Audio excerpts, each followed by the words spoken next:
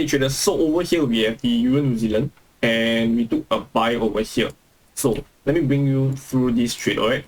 So over here we have a strong sell side over here. And why is that so?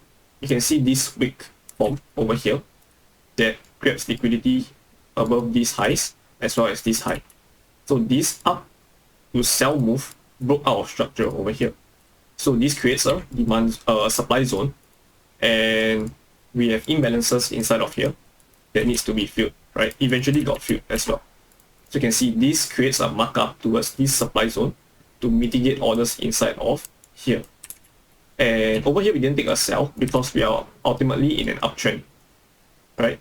So we're looking for buys, and we know that there is a demand zone left over here which didn't break out of structure.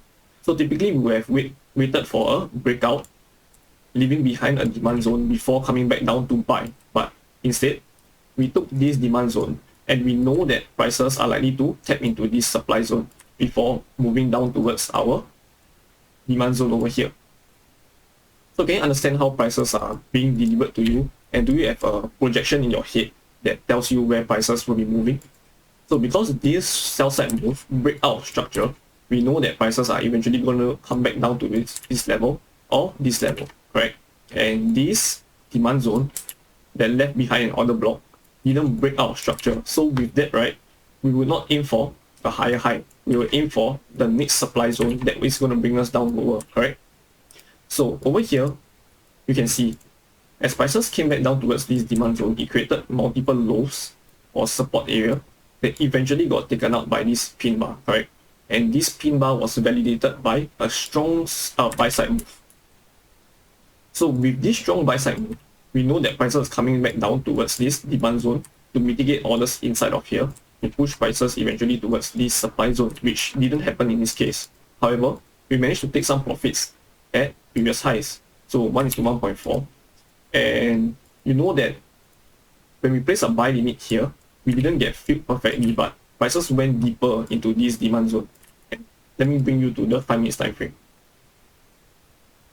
So in the 5 minutes time frame, you can see that we have a demand zone over here, and this is a refined zone where it made the last sell move before the up move that broke out of structure, right?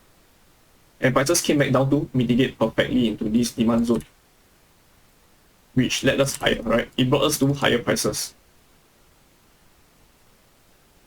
So this strong move down was caused by the RBNZ rate statement and monetary policy. So we actually caught break even. We caught break even before prices eventually crashed. So we actually came out in profits at this trade over here. So this is why it's important to manage your trades over huge events or news events like this. And as we are doing the markup, we know that prices are eventually going to bring us towards this demand zone. And over here, we are looking to buy.